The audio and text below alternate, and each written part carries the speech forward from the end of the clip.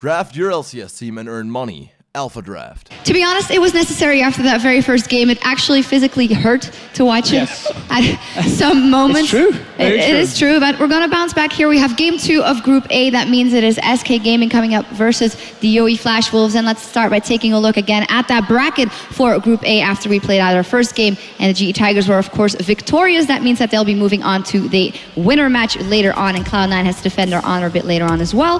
Now it has SK Gaming versus the YoE Flash Wolves coming in, which it's going to be a closer game straight off the bat. I think so. I mean, if you look at the playstyles, for the people who haven't watched, let's say, SK Gaming and the YoE Flash Wolves, so SK Gaming is all about 1-3-1 split pushing. Very, very strong early game coming in. You can see it in the pick and ban phase. Graves is the most played AD carry. Freddy always getting a bit of a lane pull in the top lane. And obviously Assassins in the mid lane for SK. So they win every single lane, take you out of turrets, and they just push you into a corner over and over. The Flash Wolves, however, is a little bit different. A lot of focus on like kite composition from them, a bit like GE Tigers like to run. And then it's all about Mabel in this mid lane. He's the big star player. Once he gets a lead, he starts roaming with Cast out of jungle and sort out the support. So those 3 guys, if they get an early lead, they can shut down SK Gaming here. So the early game will be very important. You mentioned the... Yeah. I want to touch on SK just really quickly because, yes, they do this, but they do this every single time. So for NL, as long as they can match SK mechanically and actually win their laning phase, that's how SK has lost their games in the past, when they're not allowed to dictate the early game. So for the Flash Wolves, it's going to be all about coming out the gates with strong laners. I think that's very important, and making sure they've got wave clear, because if they can delay or slow down those early towers, SK can't do that traditional 1-3-1. Now, we have heard from the Flash Wolves themselves that they are heavily prepared for this matchup, and seeing as how SK has been somewhat one-dimensional in their strategy, this leads me to believe that they're going to have a really solid draft against him. And as you mentioned, Quickshot, they have to be ready to meet SK mechanically to be able to beat this team. And to be honest, with the 1-3-1 strategy, Forgiven is the key in taking down these towers. The early Graves with the BF swords, getting a lot of farm, and then just being able to bully out any laner. If you go for a 2v2, the Janet Kaylin, take the tower before SK can take the tower. Now all of a sudden SK find themselves in the back foot in terms of the tower game, and that could be a strategy. But if a lane swap is to happen, SK's greediness with Freddy might just pay off.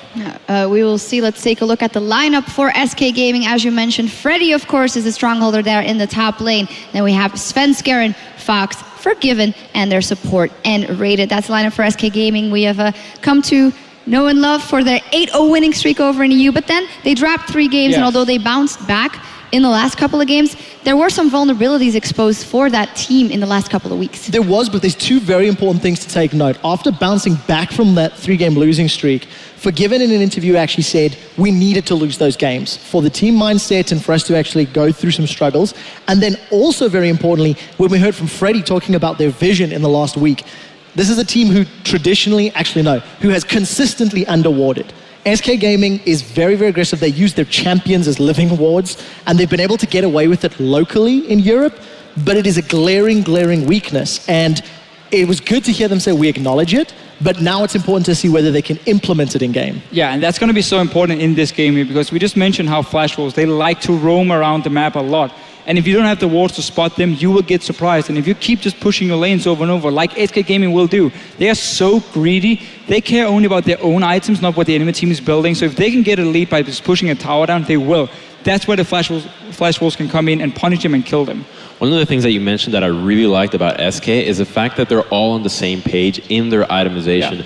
They always buy items for the at the moment power spike. So they're not going to save up and get the BS sword later. They're going to get the Youmu's right there so that they can all be really strong consistently. And that's a style that works if everybody's on the same page, which is why this 1-3-1 style works. And if you're not prepared against it and you have not faced it before, it is a higher risk, higher reward style. If it succeeds, you all of a sudden you get 3 towers instead of 1. Now, let's take a look at the opponents for SK Gaming, YoE Flash Wolves, and their lineup in the top lane. It is Stake, jungling Karsa, Maple in the mid lane, and NL and Sword Art is their lineup. 4 of those 5 names have actually attended the World Championship under the Gamma Bears, not their jungler though. And well, they're fighting TPA in the LMS to be the #1 team, and they've shown some very good games. Yeah, they really have. But the difficulty is how strong are they internationally? Because if you look at the LMS, it's kind of a league of 2 leagues. Top 4 teams are miles ahead of the bottom 4 teams.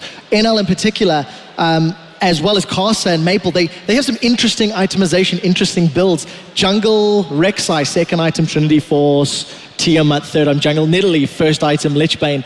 When you can be so far ahead that this type of itemization isn't punished, it does say a lot about your team. But what it also says is, as a squad, Flash Wolves are very aggressive. If they have a lead and they can go all in damage, they will.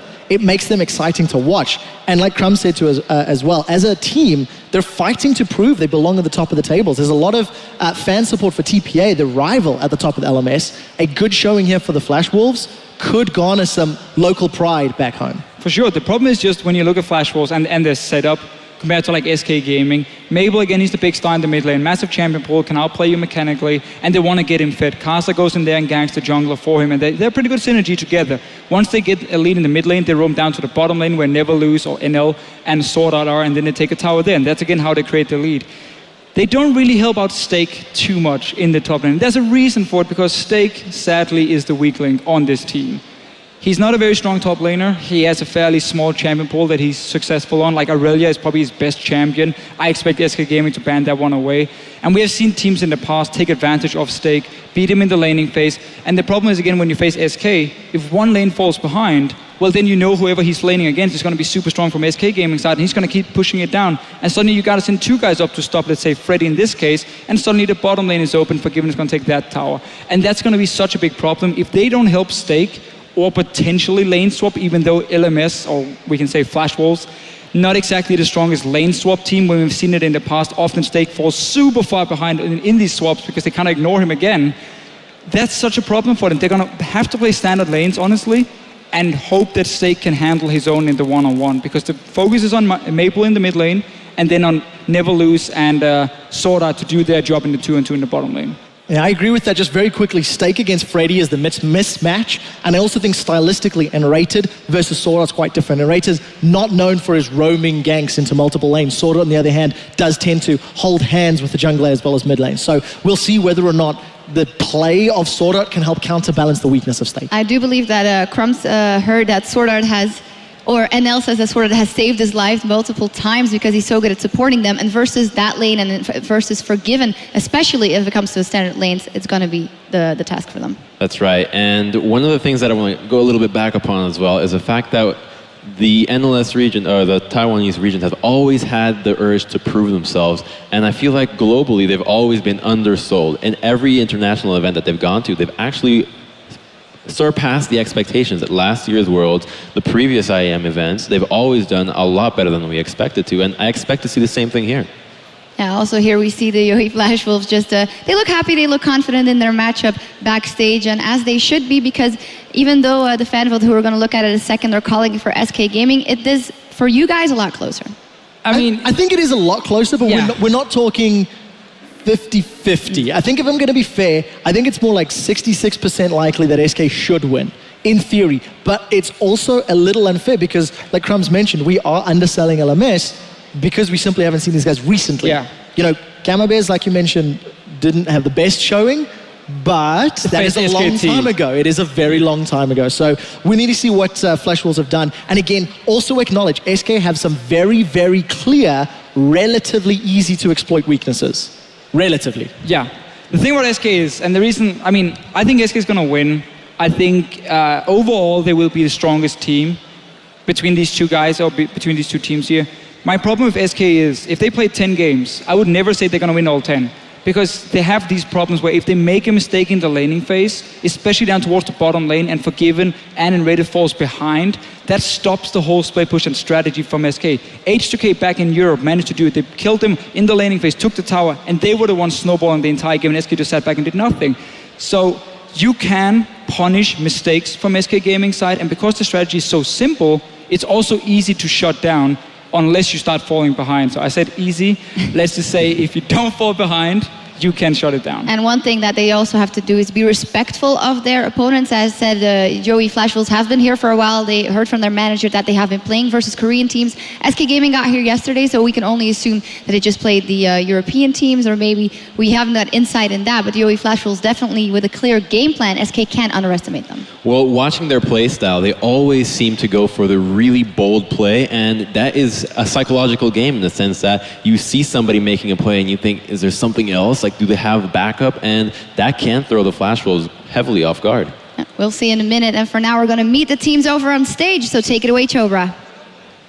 Thank you very much, Shocks, and we are here once again for another match. If you thought that last game was action-packed, you have no idea what's waiting this weekend. So many more games, starting with the next one. A true battle of regional pride, as we have the first seeds of two very strong regions coming in here for the Intel Extreme Masters. First up, it's going to be from Europe, one of the oldest brands in League of Legends, and with this new roster taking that #1 seed of Europe, we have SK Gaming!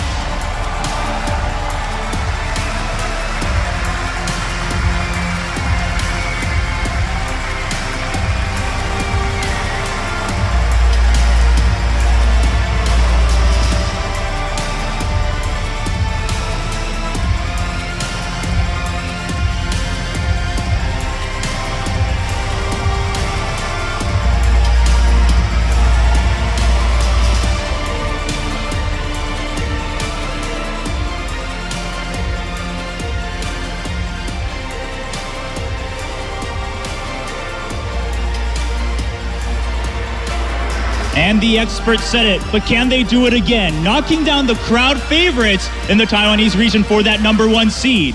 We have the challengers coming up, the Yowie Flash Wolves!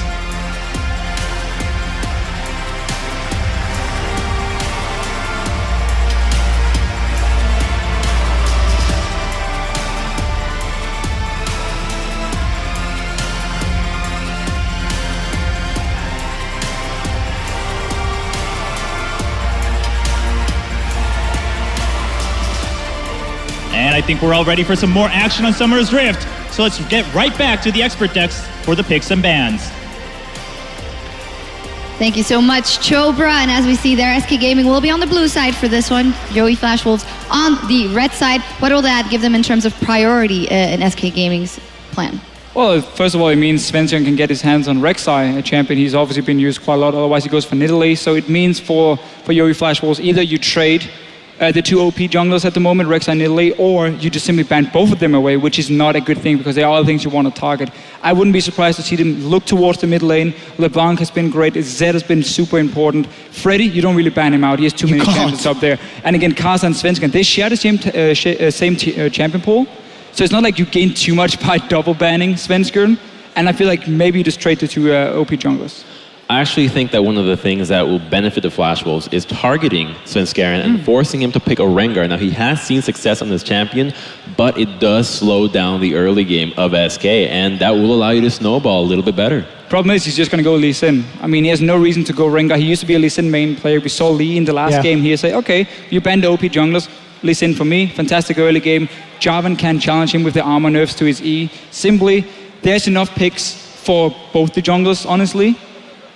I think more you might look towards Sword Art on Vigo's not viable anymore. True, yeah, Vigo's exactly. been drawing bans almost every single game in recent weeks against Sword Art and the Flash Wolves. Not as useful, let's say, in 5.4, but there are a number of other engaged supports, which, let's also be honest, Enrater's not particularly strong on. His Annie, his Leona, they have been left, you've been left wanting whenever you've seen him play those. But Enrater can always fall back to that Lulu pick, which is something that has worked well for SK in the past. So you've also got a clash of styles in terms of the supports there. But that's the thing, it's a bit weird though with Sword Art, because yes, he can be the engage because he's very good with skill shots in terms of like playing Morgana, but his main style is normally like full disengage focused, and that's again, Morgana is his main pick. I feel like that should be banned away by SK Gaming or early picked if they want it for like Freddy or of course Enrated in the bottom lane. That champion itself is also where he can roam around, and that's where it gets scary, so I feel like that should be a ban. Yeah, indeed. And Trevor, you were saying maybe about Fox. He is untested on this biggest of stages. That might be a ban strategy as well from the Yowie Flash Wolves. It'll be interesting to see because in terms of the experience, Freddy, Sven are the shot callers of SK Gaming. Every single time we've listened to this team and their communication and their calls and their team fighting, it is Sven that is dishing out the orders, and it is Freddy going, I can join, I'll be late, I can TP now, do we want to do this? So Freddy tends to play this voice of reason in terms of their team communication. Whether or not that's going to be enough to keep Fox in line, that's really what I want to see. I think Forgiven is so driven, he's going to step onto the stage and he's going to try and knock it out the house. But for Fox, let's see. If he can get his hands on LeBlanc, he's comfy. Yeah, for sure. I mean, he's been his best champion. In terms of top lane bans, we mentioned before how Stake is the weak link of Yowie Flash Wolves. Irelia, honestly, has been his best champion. You can ban that one away. It's the most banned champion by SK Gaming back in Europe, so I don't see why they wouldn't go for this one here on the blue side. To remove that one, suddenly Stake is left to play a tank, which probably is the best for him. But again, he's so often so weak in the early game. That's where Freddy, playing, let's say, Lissandra, is going to take full advantage of that and simply just win the game. So unless they want to ban Lissandra on the side of Yowie Flash Wolves, Freddy's going to have a free lane. I want to side with you with the Aurelia ban just because when she starts going and split pushing, she would eventually just be able to beat out one of the 1-3-1 picks from SK and nullify the strategy to a certain degree. But the Morgana pick for top lane is not one that I want to see SK playing. I want to see them pick a really heavily abusing top laner and pick on the weak link of the Flash Wolves and snowball from that. So what they normally do when they do have Morgana top lane for Freddy is they simply just push the lane all the time and they slowly take the tower, and then once the tower is down, he puts down the pole, the wave push into the tier 2 tower, and he just walks down to mid lane and joins. It's not the split pushing monster, you're gonna kill him one-on-one. It's more just push the wave and have like wave management, wave control, and then apply pressure by joining the fights. So it is a viable strategy for them, but I feel like you are right. The ones where Freddy can really carry is the better ones. Well, Deficio and Crumbs, we're going to jump into picks and bans in a moment or two with SK on the blue side, Flash Wolves on the red side. We thought that the junglers might be contested. We thought there might be some pressure there from the teams. You can already see Nidalee off the table. Graves taken away from Forgiven, his most played, most successful AD carry, and Maokai in reply against Stake. Yeah, so we've seen Graves being banned a few times against Forgiven in Europe. Normally, those teams just give it to him because they know he's going to lock it in and they're trying to like swap around it maybe or get to late game instead where Graves is slightly weaker. In this case here, Yowie Flash Wolves don't want to risk losing that early game, so they simply take away that Graves on their side. And Zed, we mentioned the mid lane power. Rek'Sai first. Right off the bat, right there. absolutely drawing the LeBlanc ban, must ban, banning the Zed, a great matchup for Zed against the LeBlanc, and then SK banning the Ahri, so you have to now ban the LeBlanc, otherwise it would be first picked by SK and having a huge mismatch in the mid lane.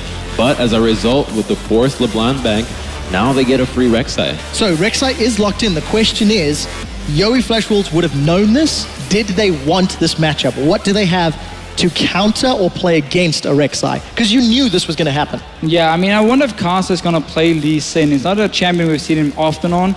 I mean, Jarvan has been his go-to pick. They can go for like Jarvan, have a very strong teamfight composition where Rek'Sai often needs a bit more help to set up, you know, the engages in a fight compared to Jarvan. But I want to see the trade-off here because Caitlyn is not going to be a contested pick. When Graves is gone, Forgiven will always go for Lucian for himself. So it's not like you take anything away from the AD carry here. And this Gnar as well. Freddy has played it, but he's not been his main champion. He can go Lissandra here and have a fantastic laning phase for himself, dive onto that Caitlyn in the fights, and SK Gaming suddenly have a fantastic setup just from 2 picks. Right off the bat with the Gnar and the Caitlyn, you know that the Flash Wolves are going to be going for a more late game teamfight oriented composition. With the Rek'Sai, they're going to be benefiting SK from the skirmishing style that they want to go. So right off the bat, the jungler is the key in accelerating the game in the tower pushing scenario, which is what SK wants. So I really disagree with letting the SK lineup have a Rek'Sai, and to be honest, a Zed LeBlanc ban, I mean, maybe they're looking for a Xerath in the mid lane, wouldn't surprise me because there is no longer an assassin on the table for SK.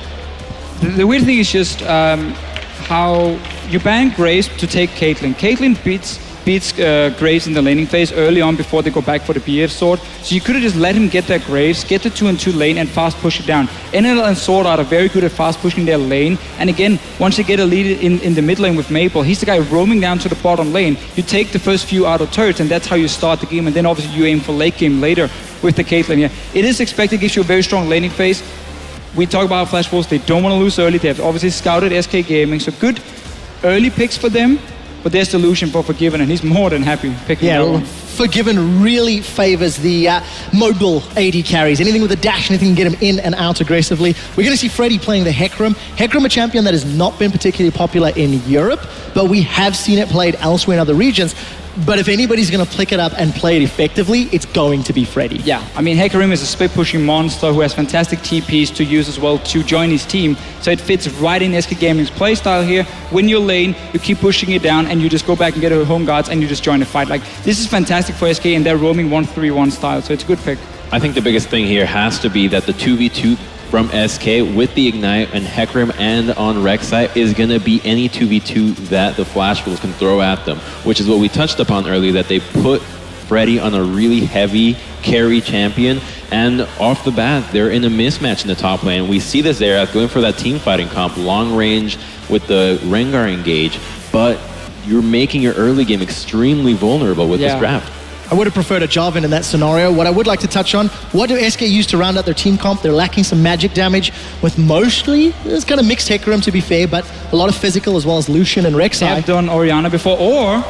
There we Diana. go. Yeah, there we talked about Diana. Deficio, I know you've prepared stuff for Diana in the mid lane. Fox is pulling it out. Oh, I expected a few teams to maybe pick it up. She got a few changes lately, and her laning phase, while it's not terrible, she's fine like 1 to 5 and just sitting and farming. She won't be killing the Xerath, but once she hits level 6, you are so good at setting up ganks, especially with Rek'Sai, with a TP Hecarim or just a guy roaming from the lane down to this mid lane here. They can set up so many picks in the lane. And also Diana, she fits really well with the current meta in terms of the items she builds. Like you often see Abyssal Zeptor or like Hourglass first item on mid laners, and that's right in her alley. That's what she likes to build normally. So she's become this like semi-tank bruiser AP that can really get in the backline late game. So this Xerath here, unless we see a massive disengaged support like Janna, will die in every single fight when a Hecarim Diana says, okay, there you are, kill. Now, right off the bat, we predicted that the Flash Wolves would go for a really strong 2v2 lane. They have run it in the past. The Janna Kaylin, it's gonna come out, Janna Kaylin, but here's a fun fact though. The quality of life buff to Diana means that her ultimate can no longer be disjointed, so she's always going to be able to get that reset in, which means that Janna is not going to be as impactful to the Diana as we had seen previously in other patches. So I want to see how Yori Flash Wolves will play here. Yes, they have the very strong bottom lane, but Lulu is one of the best supports level 1 to 3 in terms of her damage. So SK Gaming, what they will always do is they're gonna go down, do Crooks at level 1, get the XP advantage, walk into lane and start pushing and trading with you. If they're not ready, they're gonna fall behind. And if a Caitlyn falls behind and doesn't win her laning phase, she becomes oh so useless in the mid game where Lucian shines. Forgiven is so good at using that advantage. So it's going to be all about the bottom lane. It's going to be all about this early game here. Now we'll see SK Gaming getting their hands on a strong draft and a Diana on the Rift in just a few when we come back with the game.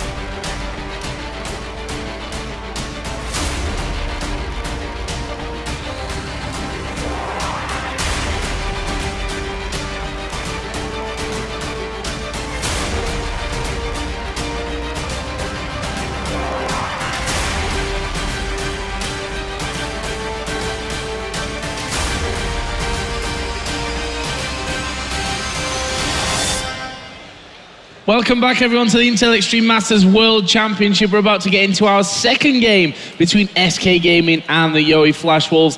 SK, the big favourites in this game. Well, what do we think, before we get into game, about the compositions that both teams have managed to pull out here? I thought it was really interesting that we saw the Zed, Ahri, and LeBlanc fall by the Wade side, because they have been some of the most prominent champions on both of the mid laners in this series. So the Diana is an interesting reaction, but it's another very mobile, all-in-ish kind of champion that you can play, and has some split pushing potential as well. So it will be interesting to see how this one goes.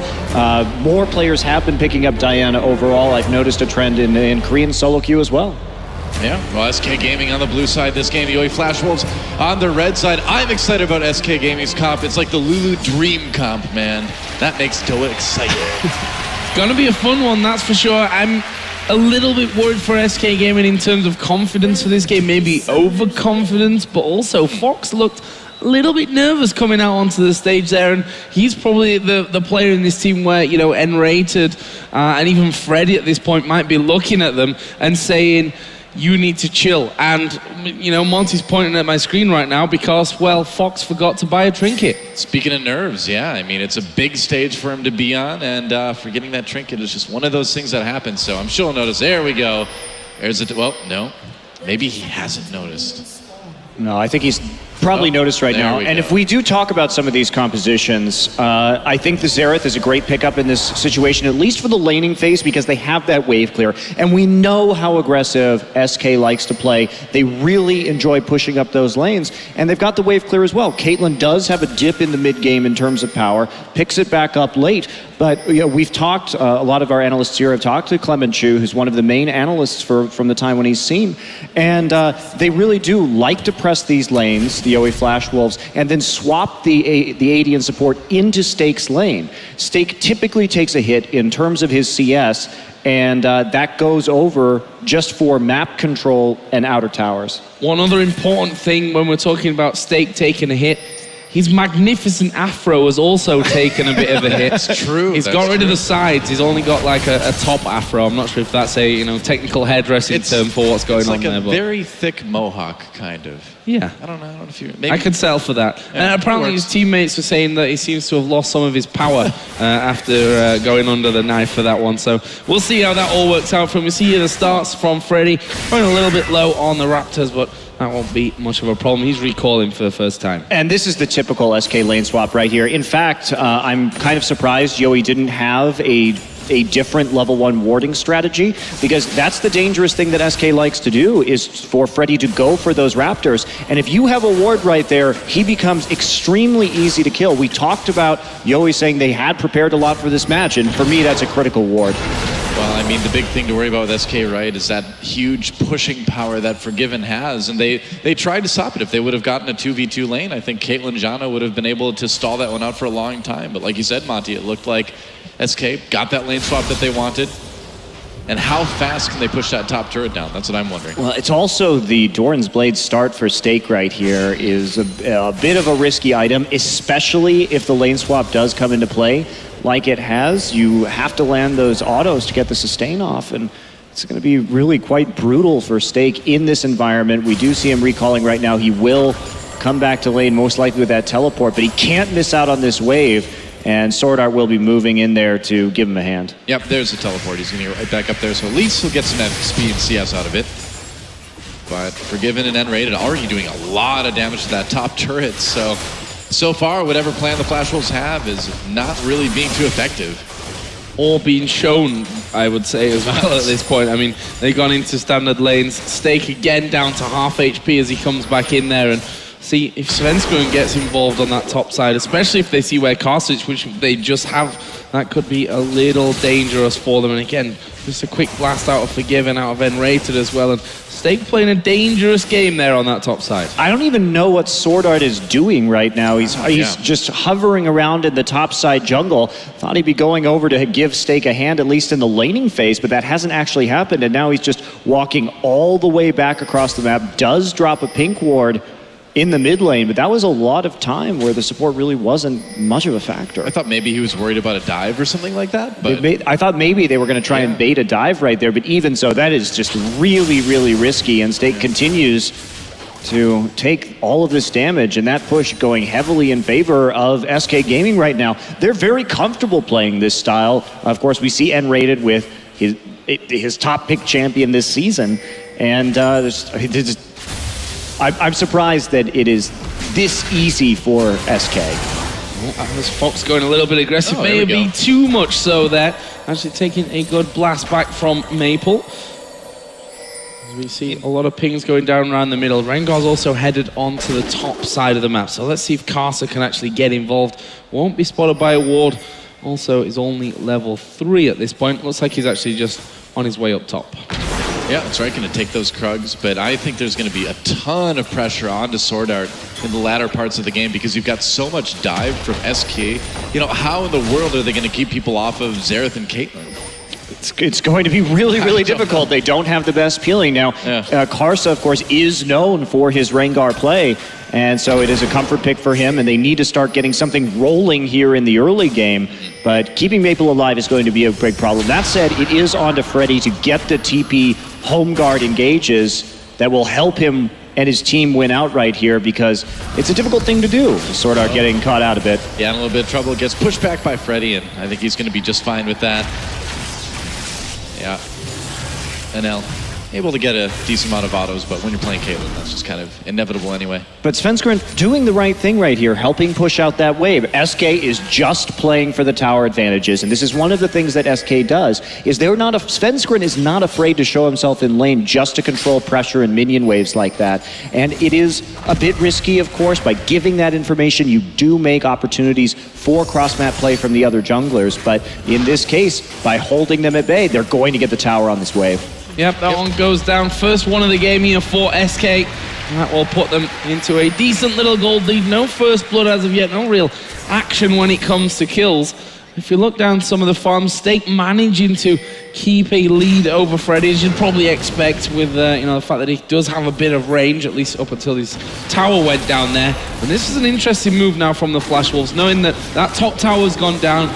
AD carry and support are still in that top lane. Let's go for a dragon. Yeah, they're pushing this up really aggressively right now. I'm surprised that we didn't see it, the recall coming in sooner, because right now, SK has this opportunity to control. If they do have the wave pushing back, they can simply send Hecarim up to the top side and get Freddy more ahead right here and make sure that this Hecarim is consistently able to split push, because that's the big key with Hecarim, is getting that Trinity Force is so incredibly useful on that champion. Here we go. Well, Maple taking a lot of damage from Fox, but it doesn't look like he's able to quite get the connection he wants to for the all-in.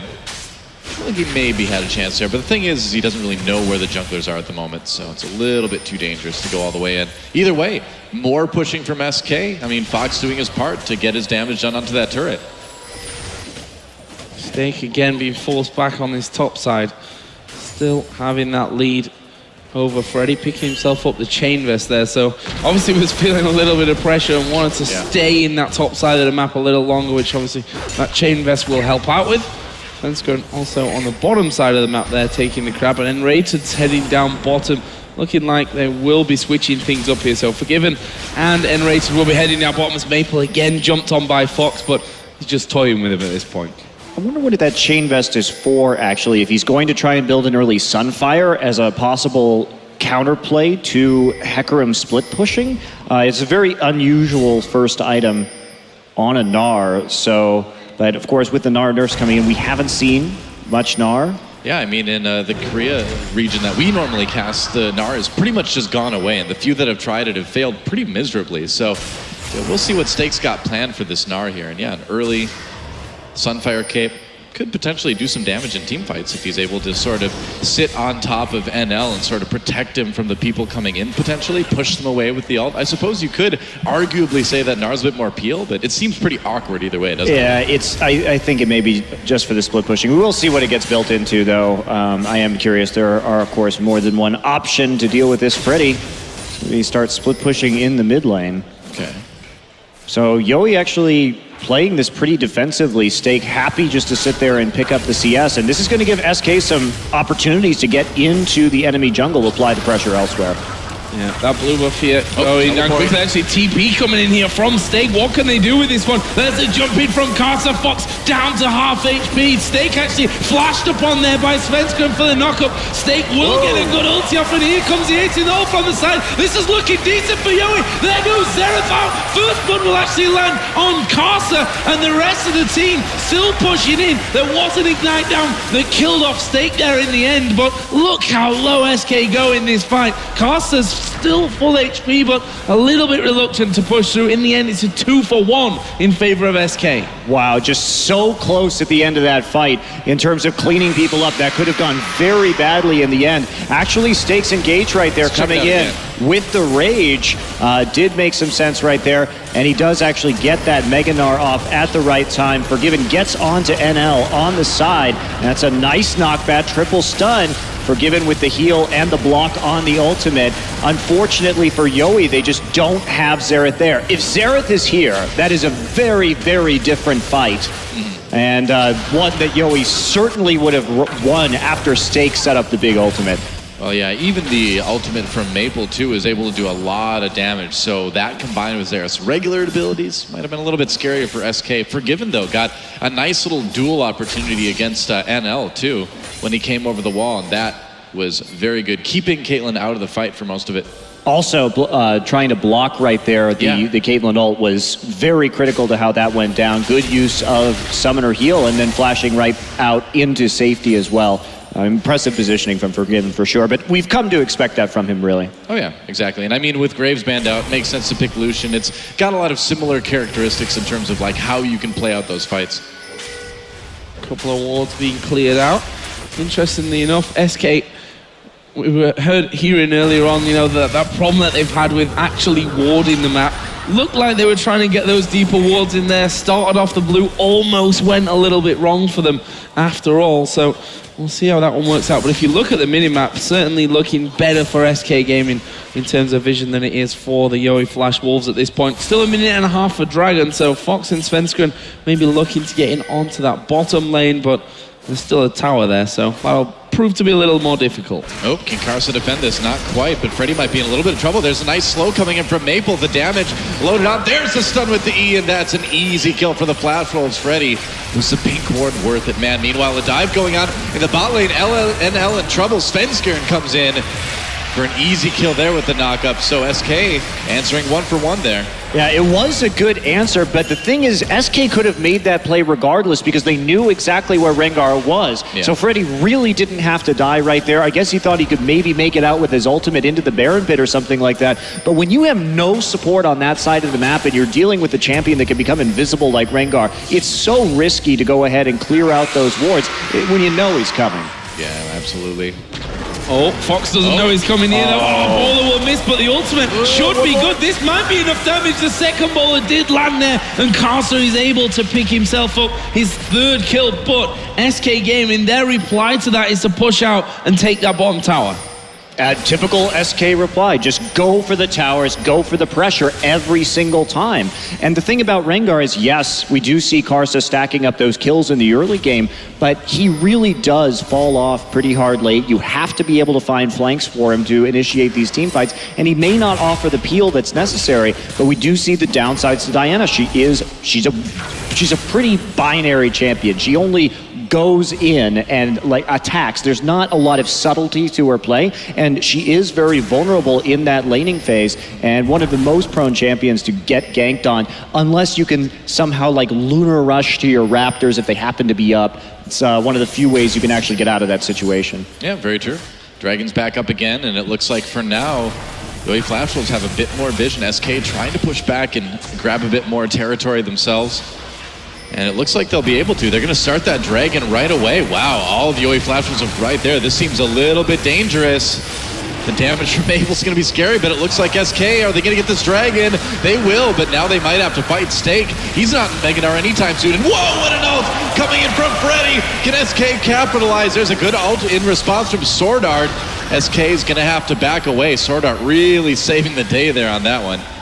The damage just isn't there yet from Yowie. I'm actually very surprised they went for that dragon play in the first place. They already got that first dragon in the game. It is unnecessary at this point in time to go for any more, especially when you have free farm up in the top lane, or maybe even pushing down the top lane tier 1. You can send that resource up there. Janna, Caitlyn are great at fast pushing. Yowie Flash Wolves know how to fast push. You take towers right now, give up the drag. Yeah, absolutely.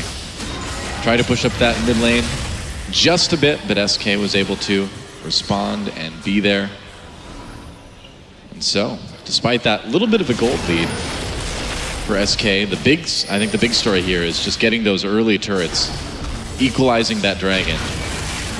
Yeah, I'm playing no real difference to what we expected and what you'd imagine Yowie also expected from this one. So yeah, very we'll see how SK their plan kind of develops from this point onwards. As Maple just getting himself a full wave, is ahead currently of Fox in terms of CS, but that kill for Fox will obviously be working in his favor. Actually, their gold is pretty much bang even. There's about 5 gold that Maple has extra over the top of Fox at this point. So Yowie again, 3 men in mid. They've got Caitlyn down the bottom lane, but again, they're going to have to, at some point in the very near future, deal with Freddy, who's already pushing on towards that inner turret. Yeah, he's getting close to that Trinity Force as well. And if we look, this Caitlyn is in a huge power drop right now. Yeah. She is not going to be relevant for another 10 to 15 minutes at this stage. And the only thing she's going to be able to do is push towers. And we still see her playing so far back in the lane that you really have a difficult time playing a defensive game against SK like this. This is exactly the scenario that they want. We have the 1-3-1 split push right here. In fact, SK has a lot of versatility in how they develop their split push. Not only do they have Rek'Sai, who can split push very effectively and instantly join teamfights with the Void Rush, they have the teleport. Hey, Diana can split push too, and then Lucian and Lulu will be able to clear out those waves. So SK is getting everything they want this game. They are not uncomfortable in the least, and you can't let them play this way because they dominate with this style. It's weird for the current meta. It does have its flaws. It is exploitable. And here we go. Karza coming in on the N-rated. That combined with the Xerath ult is almost enough. They force the ultimate out of N-rated. Meanwhile, the culling pushes back Sword Art and the rest of the Flash Wolves. So for now, no more action in the river, but Freddy pushed out of the top lane by Stake for now. He's going to be able to defend his turret a little bit, but you really have to wonder how this game would look if the Yowie Flash Wolves had gotten the 2v2 like they wanted, had been able to use that Caitlyn to push back the Lucian Lulu. Yeah, I mean, SK intentionally avoiding that situation, though, because they played the map better early, and Svenskeren was there to prevent the minion waves from pushing down that turret and getting that fast pressure off. And even though really, Caitlyn, Janna having that fast push advantage, the way Svenskeren played the map was significantly better early on to prevent that from happening. And SK playing the fast push game better, even though they have, I think, a less ideal duo lane for that in the early game. There's a ward for Castle on the top side. You were right, by the way, with the Sunfire Cape choice there for Stake, picking that one up. Trinity Force, though, has now been done for Freddy on his last recall. He's just trotting back up into that top lane.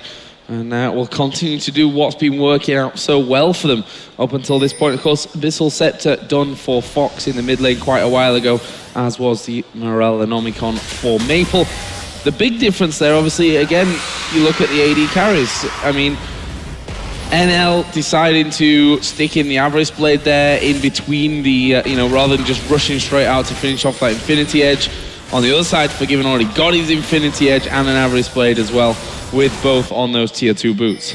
Well, NL, you kind of wonder what the plan is here, because he's kind of like, well, maybe I'll just get the static shift and push. It's like, oh, maybe I'll get the Infinity Edge and then I can teamfight. But he's kind of done a little bit of both. And like you mentioned earlier, Monty, this is just going to make this Caitlyn kind of a liability for most of the game. Svenskeren taking a lot of poke as he tries to come in here. Well, the thought right now for NL is that he's behind. He knows he's behind on farm. He needs to get an Avarice Blade because, yes, it puts him in a bigger power trough now, but if they can hold on to the remaining turrets, their wave clear is good, especially because of the Sunfire Cape that will at least hold the minion wave and hold Freddy off the turret in the top lane. So I think in general, the itemization, given their circumstances, is fine. But if you only want to win this, they're going to have to take this to 45 minutes, and then they will be able to outscale. And one of the things we always talk about with SK, it's said time and time again, these are guys that don't really ward well. We've seen a lot of lapses in intelligent trinket usage with SK, upgrading them late, holding on to Doran's items instead of swapping them out for wards as you hit the mid and late game.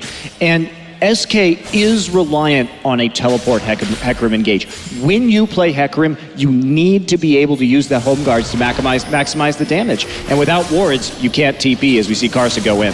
Yeah, that's right. Forgiven manages to get away. One more hit. It misses, and Forgiven should be okay. A little bit of pressure coming in, but it's all about the Dragon right now as the Flash Wolves move into River. Maple trying to zone as they take a little bit more vision control. This would be the second Dragon for whatever team ends up getting it. Right now, Flash Wolves in position. Yeah, this could be dangerous, so Svenskr can just tunnel on through, flash out, or all the way around, depending on how he wants to do it, to have a go at that Dragon. You can see that 4 versus 5, basically. Now the TP is going to be coming in from this one. Dragon already down to half HP. Can the Flash Wolves actually take this one away? No, it goes over to SK Gaming, and the fight is on. Sword Art will throw down the Monsoon, and SK, knowing that this is a 4 versus 5, surely going to escape it there, as Fox will get 1 kill. Forgiven will join in with that one, and they get the Dragon and they get a kill. 4 versus 5. Man, Svenskr just like walked up and just took it. It was pretty easy looking for him, and Freddy, despite the lack of home guards, was able to get in, get a good engage, and they're just rotating right to the mid lane, taking the turret. I feel like SK is playing this very smart. They didn't pursue that team fight that they didn't need to have. Able to make a lot out of that.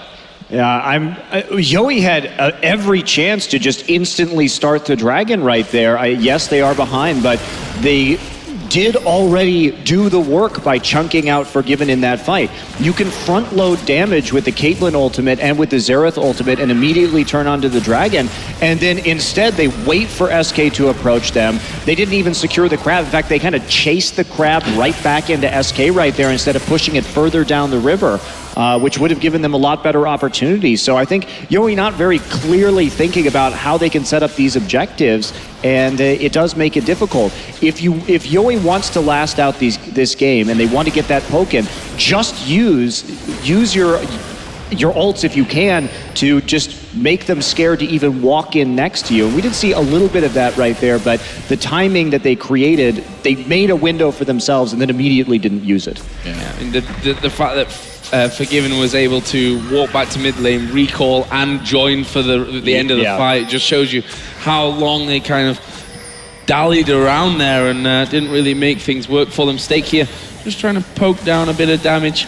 You know, I think a big part of this too is Stake's not really been able to hit those Gnar timings that you really need to hit. He came into that last fight with absolutely none of his bar filled up, and we just saw him die extremely fast because all he really has is that Ninja Tabi and the Sunfire Cape. Well, he's 50%, and it's hard to get Gnar this way. He did have a great teleport earlier on if Maple had been there, but for every time we see the Flash Wolves try and make a play, they just seem like they're not all quite on the same page. Yeah. We may see a gank coming up in the top side. Svenskr is going to suss this out, though, with that Tremor sense. He's not going to know Sword Art is there. Oh, knock up and no follow-up. They're a little bit worried. M-rated is right there as well. Stake had that Mega Gnar.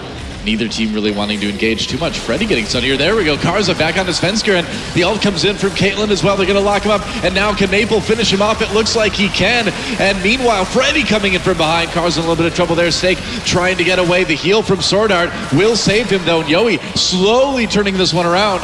Yeah, that Monsoon keeping him alive there. Stake going so close to actually dropping. And no, that was more like it. You were talking about front loading the damage rather than saving it to try and finish people off. And they throw in the ace in the hole. The Xerath ultimate comes out there as well, and they're able to pick up a kill. Yeah, it was a near turnaround because the damage is still so low on the Flash Wolves overall. They are playing that more late game composition, but now starting to kick in a little bit here. There's the Void Rush, though, and culling means it's going to be very difficult to take this turret, and SK will hold on in the mid lane. Still a very large gold deficit. Yeah, I mean, it's going to be interesting to see how this one finishes off. And yeah, I mean, that Gnar is going to get more tanky. And yeah, I mean, the Xerath is going to be more damage dealing. And of course, the IE done for a while now for NL. But I feel like we're going to see this fight where Caitlyn is just going to get completely run over by everybody on SK. You know it's coming. Sword Art knows it's coming. and he's got to be ready for it as SK pushes up this mid lane. I'd frankly be more scared if I was Maple. that too. He's the one with the giant crosshair on his back right now. And SK looks like they are just going to back off, so more pressure at least for the moment.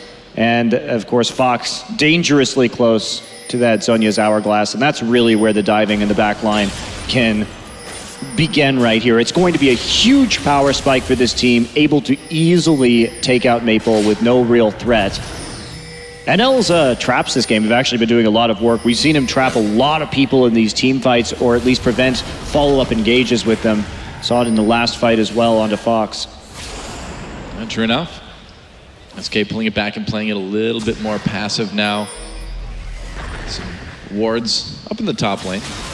But Yoi Flash Wolves have a decent amount as well, too.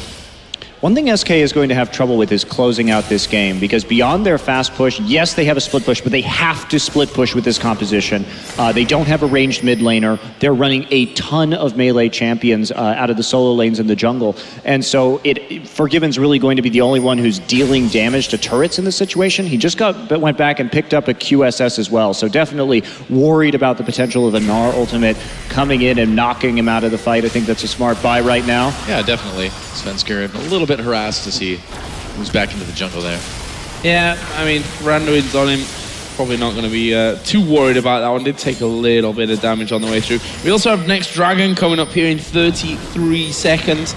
And you see there the fight over the wards inside of that Death Brush, and that'll be the Yoi Flash Wolves that pick that one up, but quick scan will help things out for SK. They've also got a pink ward in that mid brush, but a little bit scared, I think, of pushing too close to it to take that one down in Svenska, knowing that Xerath could be over the other side. They will put a ward over, though, to see that the Flash Wolves have backed away, and that, with 8 seconds to go, it means that SK Gaming can push up a little bit, get some further vision out there, and start off this Dragon. That's a nice little ward around the corner, though. The pink won't be in quite a range to see that. So the Flash Wolves can see Dragon going on. Stake's not there. TP's available, though. He's coming in. That's right, he's going to give it a try. There's a teleport. The Dragon does still go to SK. Oh, NL takes a lot of damage right away. And Sword Art again, trying to use that ult to disengage. Meanwhile, Karza comes back in again and going to get blown up. And there's a kill actually for Freddy. But Forgiven able to do work. So yet again, we see a Dragon and a couple kills for SK. Yoi Flash Wolves, all these Dragon fights have felt very half-hearted. They're like, oh, we kind of need to do something, but we really can't. Stake had the wave pushed up to the tier 1 and top and was in his exhausted phase, so he couldn't even get Gnar Fury coming into that fight. Yeah. Yoi had no business attempting to contest that Dragon under those conditions when they simply could have dealt damage to the top lane turret instead. Oh. Stake's teleports have been really hit or miss this game, and it doesn't look like the communication is really there at all to even say what kind of state Gnar is in and if he's capable of fighting in the least. Yeah. And he didn't even try to fight. That was the thing. He TP'd in and then tried to walk away. It ends up dying. Could have at least taken, or, you know, the outer turret done damage to it at least, but questionable decision there maybe from the Yoi Flash Wolves, especially considering they've given up the position in the first place on the Dragon. So interesting choice. Yeah, probably one that's going to cost them as well. Yeah, they're just tunneling on this Dragon right now when they could be trying at least to close this gold gap a little, but they're playing SK's game through and through. And this has been the entire story of this game so far, is SK had got the lane swap and the tempo has been theirs this entire time. It's been purely reactive play from Yoi, and it does look like they're panicking a bit in terms of SK's strategy. It's unusual to play against, and that's the thing when you play against a team like SK. You can say, okay, we watched all the VODs of this, but there's no one who really plays like them. So knowing what's coming and then having that in-game feel for it are two very different things, because you're not going to find practice partners that really play like SK Gaming anywhere. That's a really good point. A lot of the preparation to play against SK has to be more mental. If you're a team like Yoi Flash Wolves, you know, you don't really get a lot of that feeling that you get in the game. Looks like we've got a little bit of an issue. Unless you find a practice partner and you say, can you play like SK? That's true, yeah. Can you just be like SK? Like, oh yeah, sure, no problem, easy. I don't think it quite works like that. No. Yeah, well, get this sorted out ASAP and then back into the game again. But This one isn't quite as one-sided as the first game we saw tonight, but it is still looking pretty convincing for one of our two teams here in Game 2. Well, yeah, I mean, if it was as one-sided, we'd be about 30 seconds away from the game being over right now.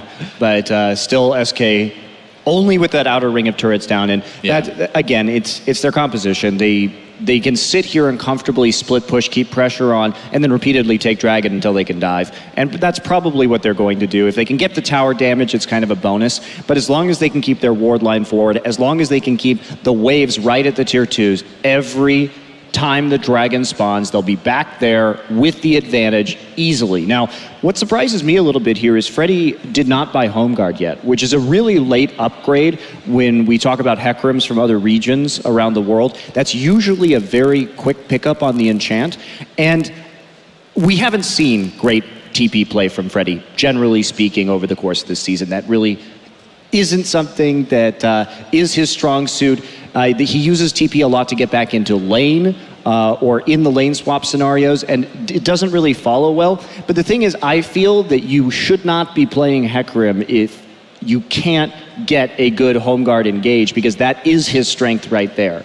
So I think against a better opponent that's better skilled in terms of dealing with this split push or setting up, maybe not committing to these team fights that are a little bit difficult for Yowie to win in the first place, it may be a bigger issue. So I'm wondering if he's going to be picking this up down the stretch in this tournament, because I'm not really seeing it. Yes, the split push works, but those team fights happen. You have to be able to Home Guard and see it in advance. You have to be standing in your base. One thing I will give him, though, is that he's been there before Stake when they fought almost every time. Had a couple of good ultis in there, and Stake's certainly not been able to match up with him, which is what you expect when he comes in as little, tiny, squishy Gnar and just basically gets destroyed without being able to do anything. This Gnar, man, this has not worked out. And it kind of continues the trend of Gnars we've seen posts and nerfs. He's spending a lot of time in that exhausted phase. You're just not showing up in the Mega Gnar phase. I think he's been Mega Gnar in like one fight so far this game. Which he did well in as well. He did have a very good ult in that fight. But making that happen, coordinating like that seems to be difficult enough that most top laners worldwide really have kind of given up on the Gnar for a little while. Yeah, it was already difficult to play around, and now it's even harder. So I think that's... And we know Stake is an Aurelia player that maybe they could have counteracted this split push a little differently besides getting that Sunfire first on the Gnar. And it's just not even going to be in play right now. Also, Aurelia with the earlier power spike as well may have been able to at least create some pressure quicker in this game. Yeah, definitely true. That said, we still don't see any trinket upgrades except for N-rated on SK. So a little bit behind, I think, in the warding game. That's been pretty common. Can always trust the supports, man. We'll get those trinkets upgraded. Yeah, well, too bad you can't pay for Freddy's upgrade as well, because that would probably help him in his little split pushing endeavor. It's coming, right? Soon you'll just be able to click on other players on your team and play for them. That's the support dream. It's we need the subjective guys. Or I just make I'd my like 80 to be carry able dive. to buy items for your friends. Yeah. That'd be cool. Gift an item to another player on your team. N-rated could have bought Fox a trinket at the start of the game. That's true. Yeah. Hey, buddy, I see you've forgotten to get your early free trinket. Let me pick that up for you. See? Nice All guy. good. Yeah. We seem to have a bit of a problem, I think, with Forgiven right now, which hopefully should be sorted soon. He has rejoined into the game. What happened was his piercing, murderous glare scared his computer into operating correctly. I'm pretty sure that's what happened. Not sure you can say he's got a murderous glare. Well, I think that might... I don't know. If you're in lane against him, I think you could describe it as that. That's how you get into the game, Joe. You have to, really channel your aggression. You have to have that game face. We need webcams that show the people on the other team what your face is looking at. Actually, that's a terrible idea. Let's not do that. No. No, I don't think that one's ever going to get passed anytime soon. But guys, we are going back into game here, or actually You sure? We did for about 10 seconds, and now we have a pause again. So. Oh. Yeah. Oh well. You do look at Stake's hair right now, and it says value hair on his sleeve, and I feel like with only about a third of his hair remaining, we are kind of getting the value version of Stake's former haircut. It's true. I have to be honest, I did prefer his old afro. I feel like it, Yeah. Fit Stake. It was better. magnificent. It was magnificent. It was a mighty mane. It's true. Impressive afro. Yeah. All gone now, though. Not all gone. Okay, the sides have gone. All remembered. And the top's a lot straighter. It used to be really curly afro, but I don't know. You can't really have just the top stick up when you have a situation like that, you know? Yeah. Unless you're just gonna put a lot of like mousse or something in it. Make like a giant mohawk thing. Sounds like a good plan to me. Do you use mousse, though? No. Are you a mousse man? Well, I mean, I grew up in Minnesota for a certain extent, so yet in that sense, yes, I suppose. But hair-wise, no, not so much. How about you? No. No? I'm more of a natural one. Actually, the makeup lady that we have here today said that I look like I've not slept all night. That was really nice. She told me the same thing. She said my eyes were looking really red too. What is it? I don't know. I think she might have been trolling us then. Why is she trying to make us feel bad before the Intel Extreme Masters? Yeah, I actually did turn it around. You know, I can't just take an insult like that without giving one back and say, well, that's what we pay for you for.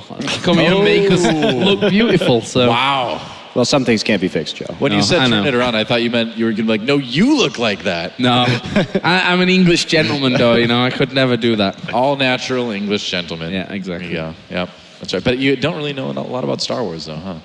No, not particularly. It's unfortunate. Yeah. Oh, well.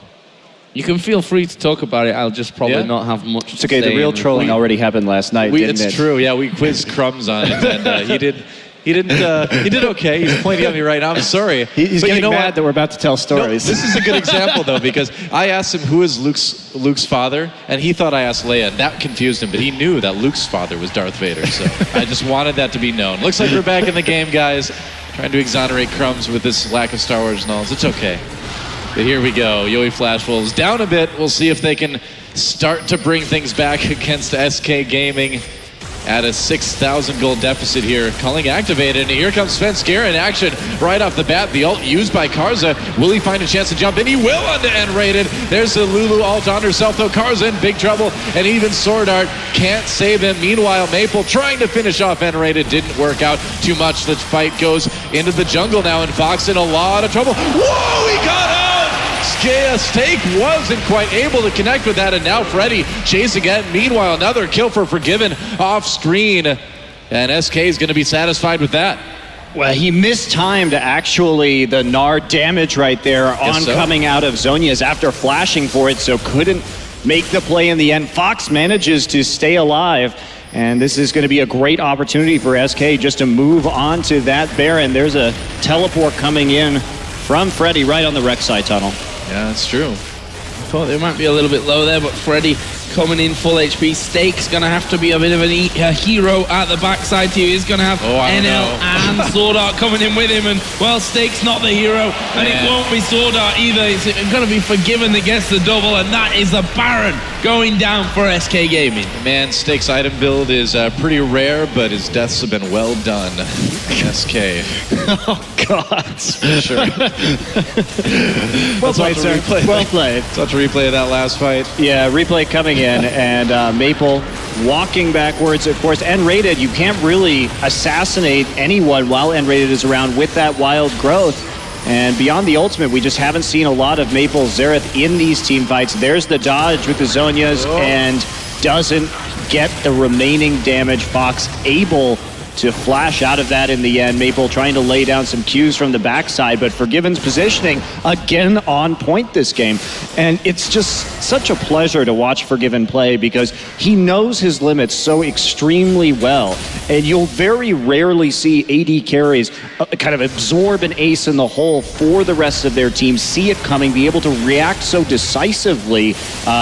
He just plays so well around everything that's going on in a team fight. He's truly world class. Yeah, it's been a lot of fun to watch on the ULCS.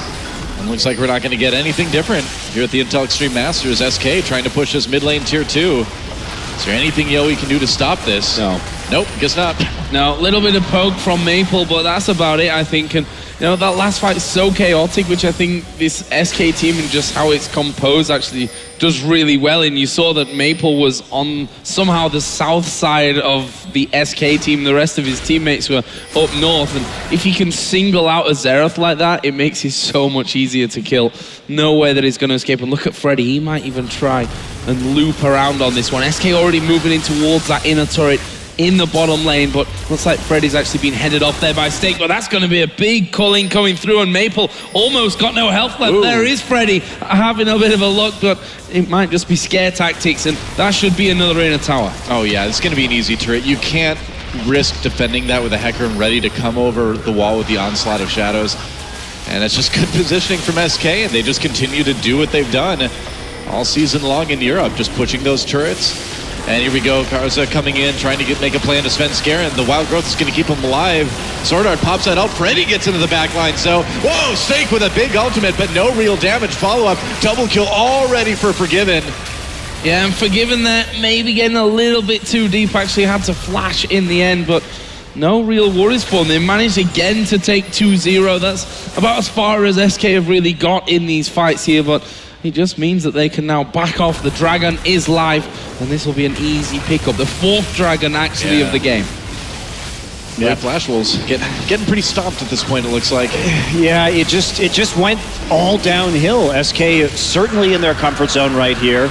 And coming in with some new and surprising pickups, especially this Diana, but something that definitely works with their style. It does make a lot of sense if you're dealing with no Ahri, no Zed, no LeBlanc on the table. Yeah. When you do have this big champion overlap with a player like Maple, and the passive scaling style that Flash Wolves have brought to the table just isn't working out for them. And I mean, if we look right now too at Forgiven's item build, he did go for the Bloodthirster and now into the Mercurial Scimitar, so delaying actually that last Whisper, but there's just not very much armor. Karsa did go for the build straight into the Spirit Visage, but it's double AD threat coming out of Hecarim and Lucian, and I mean, the Sunfire Cape just not offering as much as a Frozen Heart or Randuin's Omen in terms of getting that attack speed down and providing that additional tankiness against a constantly autoing AD carry. So he decided he didn't need the last Whisper. Has been doing great, obviously those 7 kills. I think it's a great item choice in this particular circumstance. Well, the push again on here for SK Gaming. This is the final turret outside of Yoey Flash Wolf's base that's still available. Are they going to be able to hold on to it? They need to be careful of basically Freddy. That Hecarim coming in from the backside is a scary thought, but look at SK, they've moved straight over to this mid lane, and I think they're quicker than the Flash Wolves here. Yeah, I don't think they've got a lot to worry about as far as pushing this mid lane goes. Yoey able to jump down the lane against Svenskeren there, stop Karza from coming in with that ult, and there's that culling pop by Forgiven immediately. And right now, all the lanes in jeopardy. Here we go, traps activated. And Fox manages to just dive in and kill NL. That was so fast. We barely even saw it. Wild Growth helping out as well. Lulu Dream Comp, I'm telling you. Yeah, and I mean, with Lucian there with them, I actually think now 5 versus 4, no Caitlyn, they might even think about pushing this one in. They could go for that inhibitor on the top side as well. A couple of them having to tank up the laser, which is probably not ideal for them. The Yoey Flash Wolves trying to do as much damage as they possibly could there, try and keep SK away whilst they're still waiting for NL to actually spawn back into the game, but I think SK are just waiting for minions to push. Yeah, they've got so much armor at this point that just walking through the base, taking a couple shots, as long as they can maintain minion wave pressure, is absolutely fine. Forgiven so confident in walking forward right there, not afraid of getting hit by Ebola, considering he does have the QSS. And there goes another turret soon. Oh, Onslaught of Shadows used by Freddy. They try to get the back lines, but it's just not working for Yoey Flash Wolves. A lot of damage done to Stake. He's finally going to become Meganar, but SK says, okay, we can just take the inhibitor on our way out. Fox actually dives in for a little bit more damage, and there's another knock-up. Another kill for Lucian, and SK continues to push their way into the Yoey Flash Wolves base. This one is all but over. Wow, Forgiven just killing people in the fountain now. Not having much of a problem there, I think, Forgiven. Having to use the Scimitar to get out of a bit of danger, but not really a problem. They're going to leave just one man left alive. The Nexus turret's already down here, and SK Gaming are going to finish up the victory and move through to play the GE Tigers for a spot in the playoffs. A very convincing game by SK there. They got what they wanted right off the bat, got the split push going. Turrets started falling, and they never stopped. Well, and that's the challenge now. They find themselves in the winner's match in this double elimination bracket.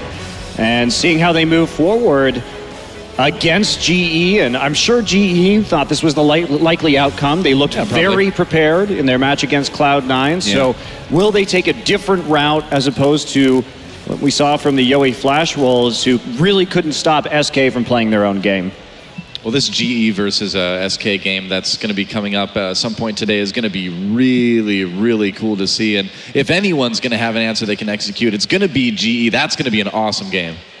Yeah, it should be very interesting because GE also unused to playing against this specific style. And I spoke to N-Rated before the game, and they said that they were confident, they felt good. They think that their early game is powerful enough to start that big snowball and just push on through.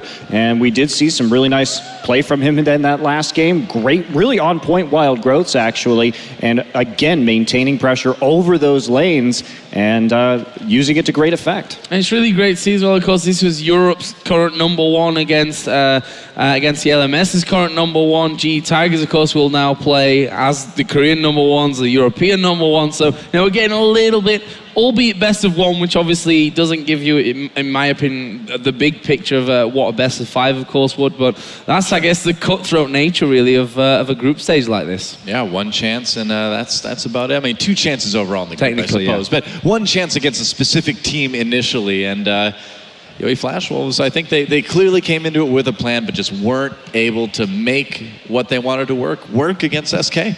Yeah, and again, to point out some scores after that one, Forgiven, of course, stands out as the big one. 10-0-5.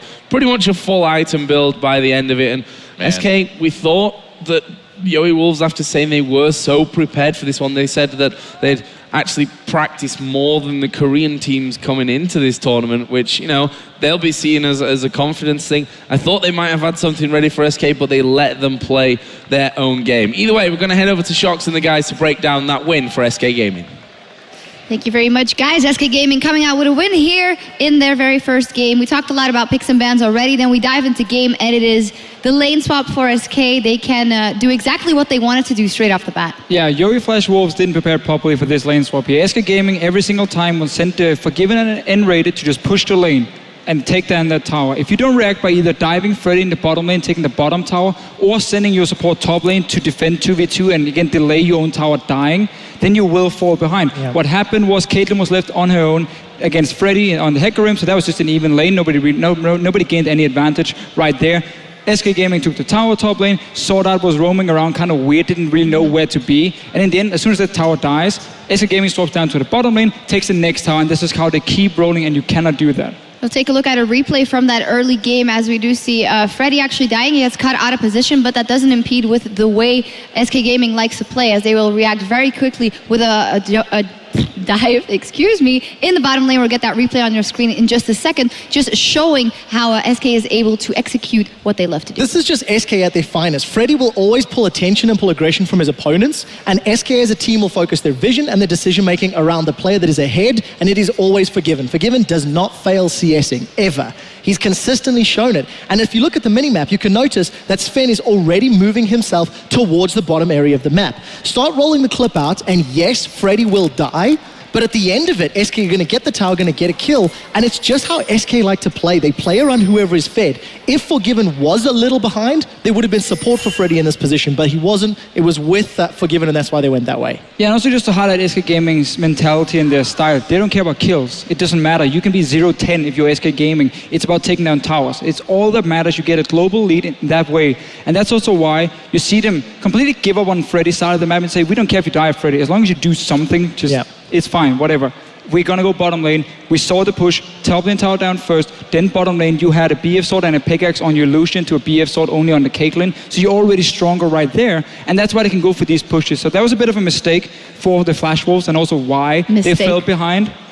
It's a mistake, it was. Mistake, great, I'll take it. He also made a lot of mistakes, by the way, from Stake's side here. There was a lot of bad TPs with no rage on this Gnar. Speaking of teleports, one of the things that was really interesting was the fact that Freddy chose to not get home guard boots on Hecarim at any point in the game. Now, Hecarim is such a strong champion with the teleport home guard flanks, especially against a team comp with really fragile backlines such as the Xerath, the Caitlyn, but he never upgraded. Now, what that tells me is that perhaps they're not as comfortable as they should be, getting the deep wards, allowing Freddy to get these teleport flanks off. There were some fights where they were able to get some decent deep wards, but overall their style of fighting with the Hecarim was mostly just straight head on, go in and win the team fights in that sense. I think you're 100% right on that one.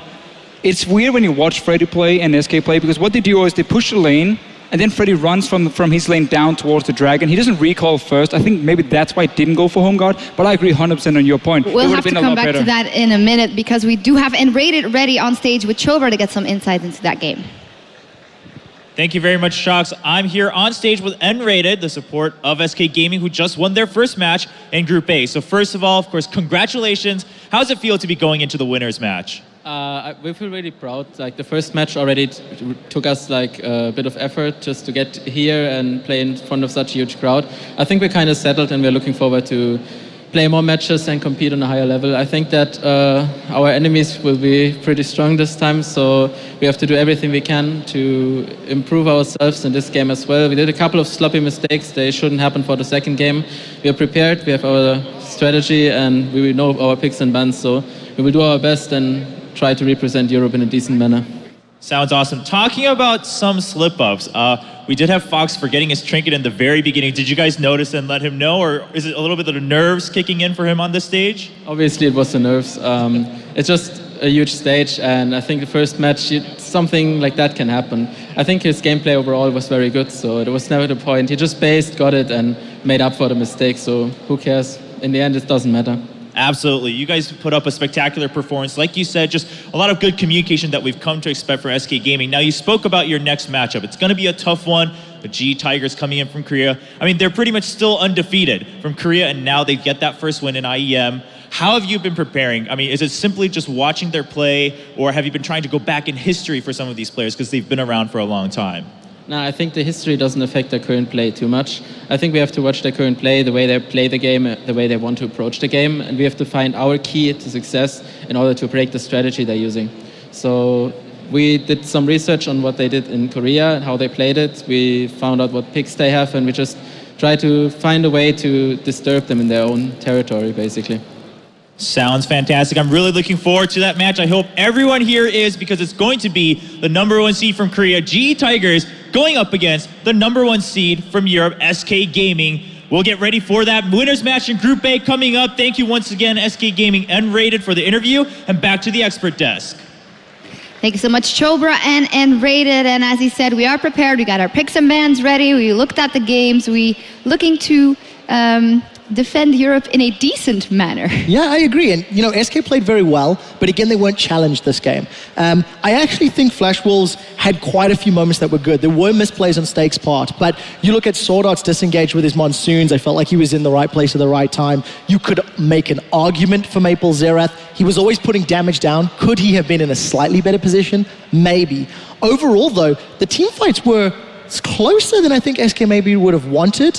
And it's just these small little things that cost Flash Wolves over and over that eventually led to a very big disparity in golden items. Now, personally, I felt like the Flash Wolves really failed to identify when their team composition was going to come online and really start showcasing the power of the poke from the Xerath, the Caitlyn, the Gnar, kiting with the Q, the Janna disengage, and just started taking a lot of almost unnecessary fights in the early game. What they should have focused is go for the towers, chip away when you can, and just use the Rengar to get picks on the Diana specifically with the Xerath ultimate as the artillery backup, and try to get towers in that way instead of going for these really all-out brawls against the strong Hecarim with the power spikes. You got the Diana pushing in the mid lane and the Rek'Sai, who's gonna just do a lot more damage than your Rengar. Yeah, it just seemed like they felt forced to team fight on Dragons, and even when Stake was like pushing his lane, had just used Mega Gnar, had 0 rage, he would still teleport down right in front of SK Gaming and just kind of show himself in mini Gnar and do absolutely nothing. And then they stayed anyway to fight, and that was really the big problem. It's a thing you very often see from teams if they don't feel too comfortable in what their strategy is, and they say, okay, what's an easy solution there's a dragon, let's go team fight for it. I mean, that's a fairly standard tactic.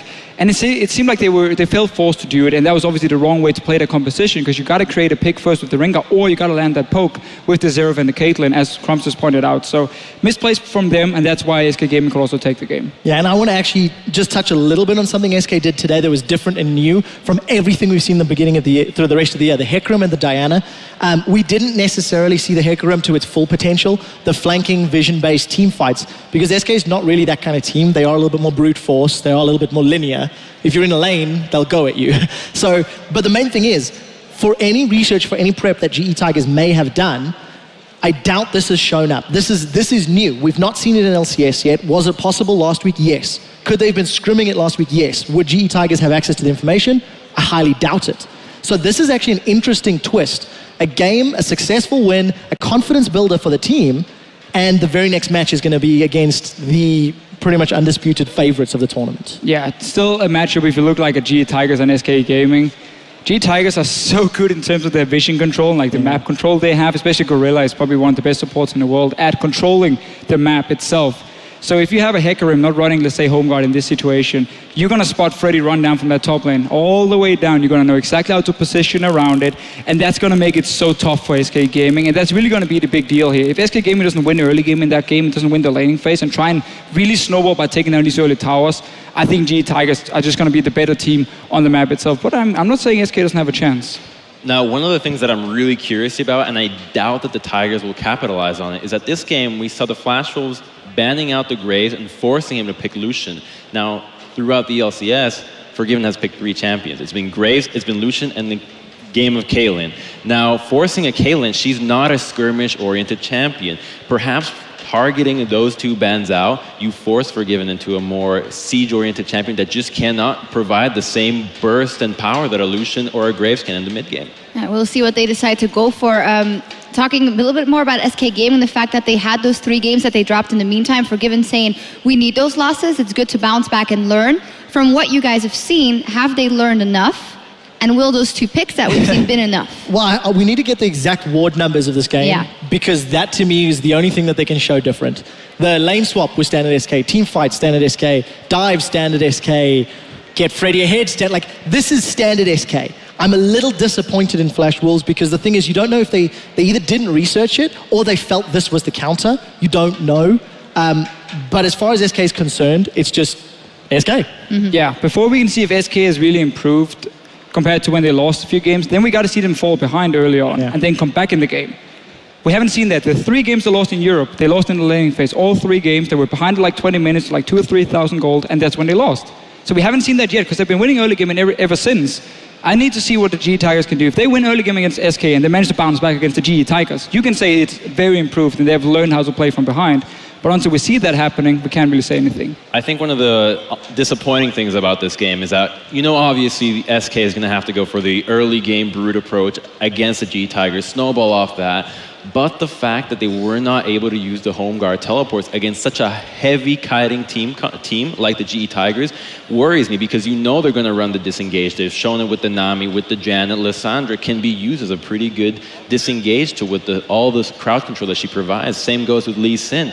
So if you're not able to be very creative with your engages against the GE Tigers, you're just going to fall flat on your face and trying to close the game out. Yeah, and SK does have a little time to regroup now, because after the break will already be the winners match between the GE Tigers and SK Gaming. After that, then we will see Cloud9 up against Yowie Flash Wolves. By the way, if you missed the first game of the day, there's a show C9 versus GE. There's a recap up on thescoreesports.com. I can't imagine it being very long, but you should definitely check that out. But we'll be back right after this with the winner match, GE Tigers versus SK Gaming.